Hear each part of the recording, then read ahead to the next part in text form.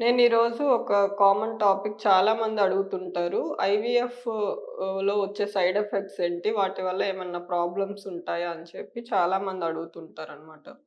So, నేను ఐవీఎఫ్‌లో వచ్చే common side effects ఏంటి? వాటి వల్ల ఎలాంటి ఎఫెక్ట్స్ ఉంటాయి? అని చెప్పి మీకు చెప్తాను. జనరల్‌గా ఏంటంటే వాళ్ళకి ఎవరైనా డాక్టర్ సజెస్ట్ చేసిన తర్వాత ఒక కపుల్‌కి మామూలుగా లేడీస్‌కి 10 డేస్ కానీ 10-12 డేస్ ఇంజెక్షన్స్ అనేటివి వేస్తారు. సో, ఈ ప్రాసెస్‌లో సైడ్ ఎఫెక్ట్స్ అంటే మెయిన్ ఇంజెక్షన్స్ లైట్‌గా పెయిన్ ఉంటది. అంటే నార్మల్ ఇంజెక్షన్ వేసుకుంటున్న దానికంటే కంపారిటివ్‌గా కొంచెం తక్కువే ఉంటది. ఎందుకంటే ఇది మైక్రో నీడిల్‌తో చేస్తారు కాబట్టి. కాకపోతే కంటిన్యూయస్‌గా 10 డేస్ కాబట్టి ఆ 10 డేస్ కొంచెం వాళ్ళు డిస్కంఫర్ట్‌గా ఫీల్ అవ్వచ్చు.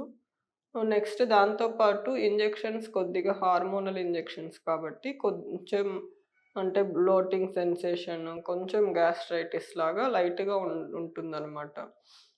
దాని తర్వాత ఏంటంటే ఎగ్స్ తీసిన రోజు ఎనస్థీషియా ఇస్తారు కాబట్టి పెయిన్ ఏమి ఉండదు.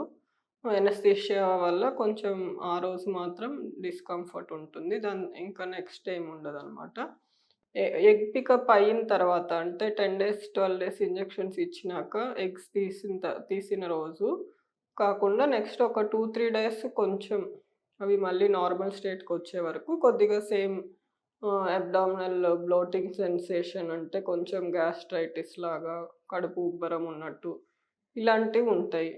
కొంతమందిలో పీసీఓడీ అంటే ఎక్కువ ఎగ్స్ తీసిన వాళ్ళలో మాత్రము కొద్దిగా ఆ డిస్కంఫర్ట్ అనేది కొద్దిగా ఎక్కువుండొచ్చు. కాకపోతే ఇప్పుడున్న కండిషన్స్‌లో, ఇప్పుడున్న ట్రీట్మెంట్స్ వల్ల చాలా వరకు ఆ ప్రాబ్లమ్స్ అన్నీ తగ్గాయి.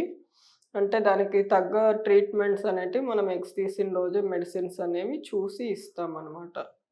అంతకు మించి ఇంకా ఎంబ్రియో ట్రాన్స్‌ఫర్ అప్పుడు అంటే తయారు చేసిన బేబీని ఎక్కించే ప్రాసెస్‌లో గూడా సేమ్ టాబ్లెట్స్, ఇంజెక్షన్స్ ఉంటాయి. ఆ ఇంజెక్షన్స్ టైమ్‌లో పెయిన్ తప్ప ఈ ఐవీఎఫ్ ప్రొసీజర్‌లో ఇంకా లాంగ్ టర్మ్ సైడ్ ఎఫెక్ట్స్ అనేటివి ఏమి ఉండవనండి. అండ్ బేబీకి గూడా బేబీలో ఏమైనా ప్రాబ్లమ్స్ ఉంటాయా అని కొంతమంది అడుగుతుంటారు.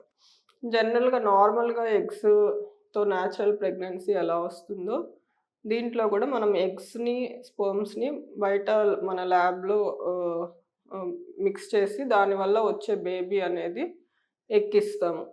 సో, దీంట్లో ఏంటంటే ఇంకా ఐవీఎఫ్‌లో మంచి గ్రేడ్ ఎంబ్రియోని ఎక్కిస్తాం గాబట్టి నార్మల్ ప్రెగ్నెన్సీకి దీనికి అంటే ఐవీఎఫ్ చేయడం వల్ల ఎక్స్‌ట్రాగా ఏమన్నా ప్రాబ్లమ్ వస్తుంది అనేసి ఏముండదనమాట.